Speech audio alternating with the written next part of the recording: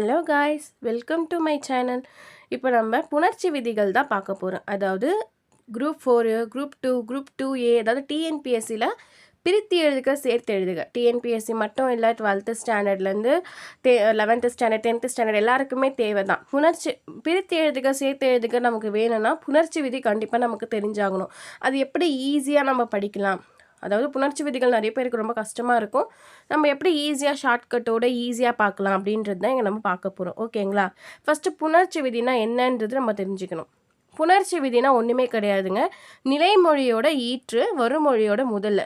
அதாவது ஒரு பொருள் எடுத்துட்டோம் அப்படின்னமோ, இப்போ தாய் மொழி அப்படின்னு எடுக்கிறோன்னா தாய் குட்டல் மொழி அப்படின்னு பிரிப்போம் இல்லையா? அப்போ தாய் அப்படின்னு இருக்கிறது தான் நிலைமொழி. மொழி அப்படின்றது வருமொழி. ஓகேங்களா? ஸோ நிலைமொழின்றது தாய், அதில் ஈன்னு இருக்குல்ல, அதுதான் நிலைமொழியோட ஈற்றதோட கடைசி எழுத்து. வருமொழியோட முதல்ன்றது மொழின்னு இருக்குல்ல, அதுதான் வருமொழியோட முதல். அதாவது இங்கே பாருங்க, இதுதான் நிலைமொழி, இதுதான் வருமொழி. ஓகேங்களா? நிலைமொழியோட ஈற்று இருக்குது இந்த யா, வருமொழியோட முதல்ல இருக்கிறது இந்த மோ. ஓகேங்களா? ஸோ இந்த ரெண்டுமே சேர்ந்து புணர்வது தான் புணர்ச்சி அப்படின்ற மாதிரி சொல்லுவாங்க. ஓகேங்களா? அப்போ இது ரெண்டுமே சேர்ந்து புணர்வது தான் என்னது? புணர்ச்சி. இப்போ இதில் 2 வகையான விதிகள் இருக்குது. இயல்பு புணர்ச்சி ஒன்று இருக்குது, விகார புணர்ச்சி அப்படின்னு சொல்லிட்டு ஒன்று இருக்குது. அதாவது இயல்பு புணர்ச்சினா எந்த ஒரு டிஃப்ரென்ஸுமே இல்லாமல் இயல்பாக புணருது. அதுக்கு தான் இங்கே எக்ஸாம்பிள் கொடுத்துருக்கேன் பாருங்கள். தாய் குட்டல் மொழி, எந்த ஒரு டிஃப்ரென்ஸுமே இல்லாமல் தாய் மொழின்னு வந்துடுச்சா? வாழை குட்டல் மரம், வாழை மரம். வாழை குட்டல் பழம்னாலும் வாழைப்பழம். இதில் எந்த ஒரு டிஃப்ரென்ஸுமே இருக்காது. உங்களுக்கு தெரிஞ்ச 2 இயல்பு புணர்ச்சி ஏதாவது இருந்துச்சுன்னா கமெண்ட்டில் சொல்லிட்டு போங்க. எந்த ஒரு டிஃப்ரென்ஸுமே வராமல் இருக்கணும். ஓகேங்களா? இப்போ விகார புணர்ச்சி. விகார புணர்ச்சி பொறுத்த வரைக்கும் 3 விதமான விகார புணர்ச்சி இருக்குது. விகார புணர்ச்சின்னு ஃபஸ்ட்டு சொல்லும் போதே அதில் ஏதாவது ஒன்று என்ன பண்ணியிருக்கணும்? டிஃப்ரெண்ட் ஆகிருக்கணும். ஓகேங்களா? ஸோ இதில் 3 விதமான விகார புணர்ச்சி இருக்குது. என்னது? தோன்றல் விகாரம், திரிதல் விகாரம், கெடுதல் விகாரம் அப்படின்னு சொல்லிட்டு 3 விதமாக இருக்கணும். முதல்ல தோன்றல் விகாரம் அப்படின்னும் போது இத்து ஒன்று தோன்றிருக்கு புதிதாக, அதுதான் தோன்றல் விகாரம் அப்படின்னு சொல்லுவாங்க.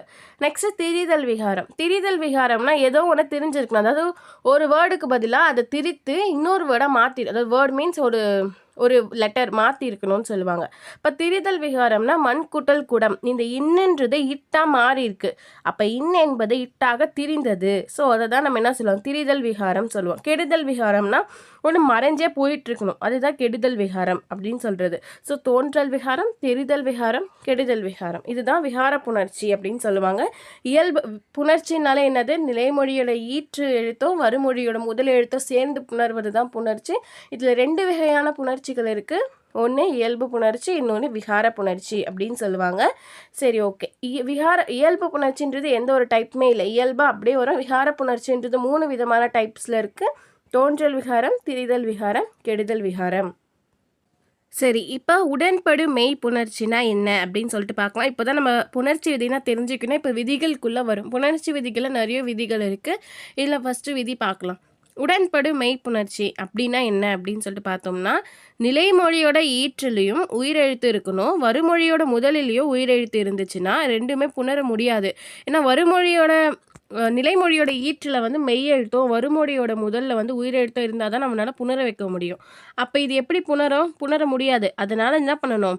ஒரு மெய்யெழுத்தை சேர்க்கணும். ஓகேங்களா? அதுக்காக தான் இந்த உடன்படு மெய்ப்புணர்ச்சி அப்படின்னு சொல்லுவாங்க. இப்போ இதுக்கான ஷார்ட்கட் பார்த்துக்கோங்க. நிலைமொழியோட ஈற்றில் இ ஈ ஐ அப்படின்னு வந்துச்சுன்னா அங்கே ஈ அப்படின்ற ஒரு வேர்டை சேர்க்கணும். பிற உயிரெழுத்துக்கள், அதாவது ஆ ஆ உ அந்த மாதிரி வந்துச்சுன்னா அங்கே இவ்வுன்ற ஒரு வேர்டை சேர்க்கணும். அதையே வந்து ஏ, அதாவது ஏ அப்படின்றது வந்துச்சுன்னா அதில் இவ்வோ சேர்க்கலாம், ஈயோ சேர்க்கலாம். இப்போ இது எப்படின்னு சொல்லிட்டு புரிகிற மாதிரி பார்க்கலாம் வாங்க. இப்போ ஃபஸ்ட்டு பாருங்கள், விதி 1, உடன்படு மெய்ப்புணர்ச்சி அப்படின்னு சொல்லிட்டு இருக்கா? இல்லை பாருங்கள், ஐ வழி எவ்வும் அப்படின்னு சொல்லிட்டு இருக்குது. இப்போ இதை எடுத்துக்கோங்க. மணி கூட்டல் அடித்தான் அப்படின்னு சொல்லிட்டு இருக்குது. இந்த நீன்றது நான் என்னவா பிரிக்கலாம்? இன்னு குட்டல் ஈ அப்படின்றதா பிரிக்கலாம். அப்போ நமக்கு கடைசியாக என்ன முடியுது? ஈல தான் முடியுது. நம்ம ஆல்ரெடி என்ன படிச்சிருக்கோம்? ஐ அப்படின்னு வந்துச்சுன்னா அங்கே ஈன்னு ஒன்று சேர்க்கணும்னு சொல்லியிருக்கோமா? அப்போ இங்கே என்ன சேர்க்கணும்? ஈன்னு ஒன்று சேர்க்கணும். அப்போ மணி கூட்டல் ஈ கூட்டல் அடித்தான், அதாவது மணி கூட்டல் ஈ கூட்டல் அடித்தான். இப்போ இந்த ஈன்றது என்னது? மெய்யெழுத்து. இந்த ஆன்றது என்னது? உயிரெழுத்து. அப்போ மெய் எழுத்தும் உயிர் எழுத்தும் புணர முடியும்ல, கண்டிப்பாக முடியும். அப்போ ஈ கூட்டல் ஆ என்ன வரும், யா அப்படின்னு சொல்லிட்டு வரும். அப்போ என்ன வந்திருக்கு, மணி அடித்தான் அப்படின்னு சொல்லிட்டு வந்திருக்கு. இங்கே நல்லா மறுபடியும் பாருங்கள், இன்னொரு எக்ஸாம்பிள் பார்க்கலாம் வாங்க. தீ குட்டல் எரிந்தது அப்படின்னு சொல்லிட்டு இருக்கு. தீ அப்படின்றது என்னது, அதாவது தீ அப்படின்றது இத்து கூட்டல் ஈ அப்படின்ற மாதிரி வரும். ஓகேவா, இத்து கூட்டல் ஈ. அப்போ கடைசியாக நமக்கு என்ன முடிஞ்சிருக்கு, உயிரெழுத்தில் தான் முடிஞ்சிருக்கு. அந்தாண்ட சைடும் ஏன்றது உயிரெழுத்து. ஓகேங்களா, ஸோ இந்த ஏன்றதும் உயிரெழுத்து. அப்போ ரெண்டுமே உயிரெழுத்தில் வந்திருக்கு. அப்போ இது என்ன அர்த்தம், இது உடன்படுமை புணர்ச்சின்னு சொல்லுவாங்க. இப்போ இந்த ஈ இருக்கிறதுனால நான் என்ன சொல்லியிருக்கேன், இங்கே ஈன்னு வந்துச்சுனாலும் ஈ தான் சேர்க்கணும். அப்போ நம்ம என்ன சொல்லலாம், தீ கூட்டல் ஈ கூட்டல் என்ன சேர்க்கணும், எரிந்து அப்படின்னு சொல்லிட்டு சேர்க்கணும். இப்போ இது இங்கே சேர்த்துருக்காங்க பாருங்கள், தீ கூட்டல் ஈ கூட்டல் எரிந்தது அப்படின்னு சேர்த்துருக்காங்க. இப்போ என்ன பண்ணணும், மெய்யெழுத்தும் இருக்குது, இங்கே உயிரெழுத்தும் இருக்குது. அதாவது ஈன்றது மெய்யெழுத்து, ஏன்றது உயிரெழுத்து. இப்போ இது ரெண்டுமே சேர்த்து புணரும் போது என்ன வரும், ஈ கூட்டல் ஏ என்ன வரும், ஏ அப்படின்னு சொல்லிட்டு வரும். அப்போ தீ எரித்து அப்படின்னு சொல்லிட்டு வரும். இவ்வளோதாங்க, ஈஸி. ஒரு நிலைமொழியோட ஈற்றில் அதாவது நிலைமொழியோட ஈற்றில் நீங்கள் அந்த சவுண்ட் நீங்கள் நல்லா பாருங்க, மணி எதில் முடிஞ்சிருக்கு, சவுண்டு ஈல முடிஞ்சிருக்கு. இல்லைனா அந்த நீயை வந்து நீங்கள் பிரித்து எழுதுங்க, இன்னும் கூட்டல் ஈல முடிஞ்சிருக்கும். அதே மாதிரி தீ கூட்டல் எரிந்து தீ ஈல முடிஞ்சிருக்கும். அதே மாதிரி ஓடை கூட்டல் ஓரம், ஓடை டைனது ஐயில் முடிஞ்சிருக்கு. ஸோ இவ்வளோ தான், ஈஸிங்க இது. இதே மாதிரி தான் இன்னொரு விதி. இது வந்து என்னது, ஈ ஐ வழி எவ்வும். நெக்ஸ்ட்டு ஏனை உயிர் வழி வவ்வும் அப்படின்னு சொல்லுவாங்க, அது பார்க்கலாம் இருங்க. நெக்ஸ்ட்டு வந்து ஏனை உயிர் வழி வவ்வும், அது ஒன்றுமே கிடையாதுங்க. இப்போ வந்து பிற உயிரெழுத்துக்கள் நம்ம ஃபஸ்ட்டு இ ஐக்கானதை பார்த்துட்டோம். இப்போ பிற உயிரெழுத்துக்களுக்கு பார்க்க போகிறோம். அதாவது பல கூட்டல் உயிர் அப்படின்னு சொல்லிட்டு இருக்குது. ஸோ பல கூட்டல் உயிர் அப்படின்னு சொல்லிட்டு இருக்குது. லேனா என்ன சொல்லலாம், இல்லு கூட்டல் ஆ அப்படின்றது லா அப்படின்னு சொல்லிட்டு வரும் இல்லையா. ஸோ பல கூட்டல் உயிர். இந்த கடைசி நிலைமொழியோட ஈற்றில் என்ன இருக்குது, லா இருக்குது. வருமொழியோட முதல்ல என்ன இருக்குது, ஊ இருக்குது. அப்போ வருமொழியோட முதல்ல ஆல்ரெடி உயிரெழுத்து இருக்குது, இங்கே வந்து லா இருக்குது. அப்போ இல்லு கூட்டல் ஆனா இங்கேயும் உயிரெழுத்து தான் இருக்குது, இங்கேயும் உயிரெழுத்து தான் இருக்குது. அப்போ நம்ம என்ன சேர்க்கலாம், ஆன்னு வந்துச்சுன்னா, நான் என்ன சொல்லியிருக்கேன், இ அப்படின்றது வந்தால் மட்டும்தான் நம்ம அங்கே ஈ சேர்க்கணும். மற்ற பிற உயிரெழுத்துக்கள் வந்தால் அங்கே என்ன சேர்க்கலாம், இவ்வு சேர்க்கணும். இதுவே அதாவது நிலைமொழியோட ஈற்றில் ஏல முடிஞ்சிருந்தது அப்படின்றது, அதில் முடிஞ்சிருந்ததுன்னா நம்ம அங்கே என்ன சேர்க்கலாம்னா ஈயும் சேர்க்கலாம், இவ்வும் சேர்க்கலாம். இப்போ ஃபஸ்ட்டு பாருங்கள், இங்கே ஆல முடிஞ்சிருக்கு. அப்போ நான் இங்கே என்ன சேர்த்துட்டேன், இவ்வு சேர்த்துட்டேன். அப்போ பாருங்கள், பல குட்டல் இவ்வு குட்டல் உயிர் அப்படின்னு சொல்லிட்டு வந்துடுச்சா. இப்போ இவ்வு குட்டல் ஊ நம்ம என்னவா பிரிக்கலாம், இவ்வு குட்டல் ஊனா ஊ அப்படின்னு சொல்லிட்டு வரும். அப்போ பல உயிர் அப்படின்னு சொல்லிட்டு வந்திருக்கா. இவ்வளோதாங்க. நெக்ஸ்ட்டு எக்ஸாம்பிள் பாருங்கள், மா குட்டல் இலை.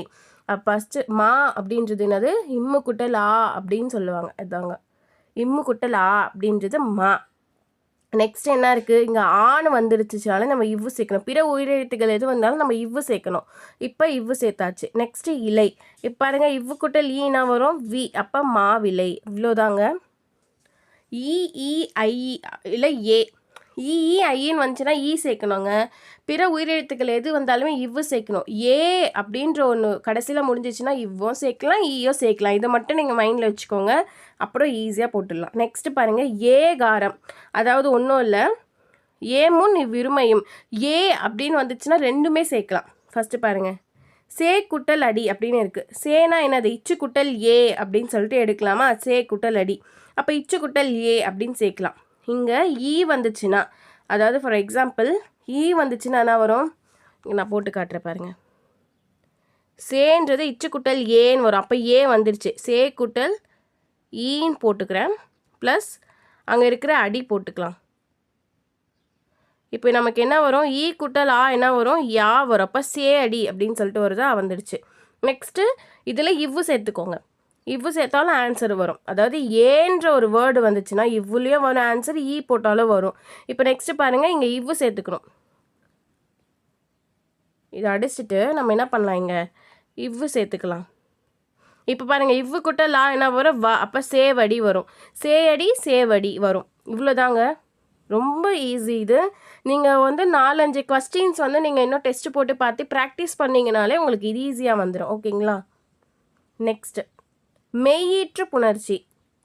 ஆக்சுவலாக இதுதான் உங்களுக்கு நான் முன்னாடி சொல்லியிருக்கணும், பட் ஓகே பார்த்துக்கோங்க. ஒன்றுமே இல்லை, நிலைமொழியோட ஈற்றில் மெய்யெழுத்து. நான் முன்னாடி சொன்னதே தான், நிலைமொழியோட ஈற்றில் மெய்யெழுத்து இருக்கணும், வறுமொழியோட முதல்ல உயிரெழுத்து இருக்கணும். அப்படி இருந்துச்சுன்னா நமக்கு அப்போ தான் புணரும் அது. ஓகேங்களா? அதுதான் நம்ம என்ன சொல்லுவாங்க விதி. நன்னூல் விதிபடி உடல் மேல் உயிர் வந்து ஒன்றுவது இயல்பே அப்படின்ற மாதிரி சொல்லுவாங்க. சரி பாருங்கள், ஷார்ட்கட் பாருங்கள். மெய் கூட்டல் உயிர் வந்துச்சுன்னா நமக்கு என்ன வரும்? உயிர்மெய் எழுத்துக்கள்ல வரலாம். ஓகேவா? அதாவது இல்லு கூட்டல் ஆனா லா அப்படின்ற மாதிரி வரும். சரி, தமிழ் கூட்டல் அம்முது அப்படின்னு சொல்லிட்டு இருக்குது. இங்கே என்ன இருக்குது? மெய் எழுத்து இருக்குது, இங்கே உயிர் எழுத்து இருக்குது. இப்போ இது புணரமா? கண்டிப்பாக புணரும். அப்போ என்ன பண்ணலாம்? இழு கூட்டல் ஆ என்ன வரும்?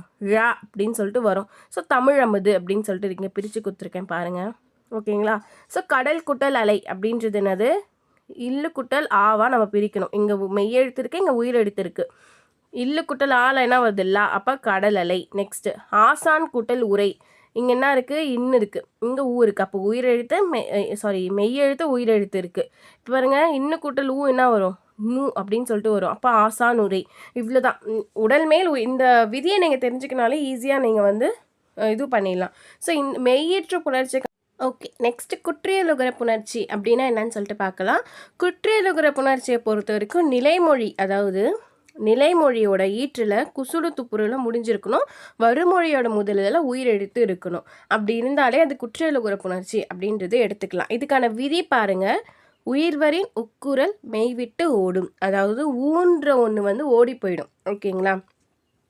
இந்த குசுடு துப்புரு எல்லாத்துலேயுமே ஊ இருக்கும். கூனா என்னது? இக்கு குட்டல் ஊ, அதுலேயும் ஊ இருக்குது. சூனா என்ன? இச்சு குட்டல் ஊ இருக்குது. டூனா என்ன? இட்டு குட்டல் ஊ இருக்குது. எல்லாத்துலேயுமே ஊ இருக்குது. அந்த எல்லாமே போயிடணும். அதுக்கப்புறம் புணர்றது தான் நம்ம பார்க்க போகிறோம். சரி, இப்போ நம்ம பார்க்கலாம்.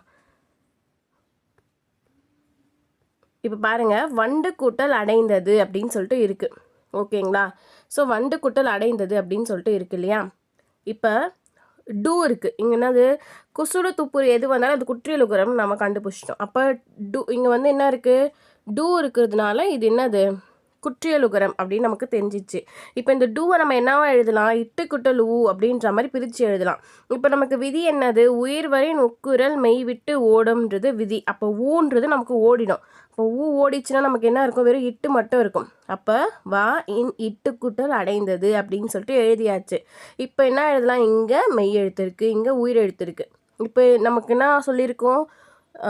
நிலைமொழியோட ஈற்றில் வந்து மெய் எழுத்தும் வறுமொழியோட முதல்ல வந்து உயிரெழுத்தும் வந்துச்சுன்னா ரெண்டு புணருது. என்ன விதி? உடல் மேல் உயிர் வந்து ஒன்றுவது இயல்பென்றும் விதியின்படி நான் என்ன பண்ணியிருக்கேன்? இட்டு குட்டல் ஆ அப்படின்றது நம்ம டாவாக பிரிஞ்சிச்சு.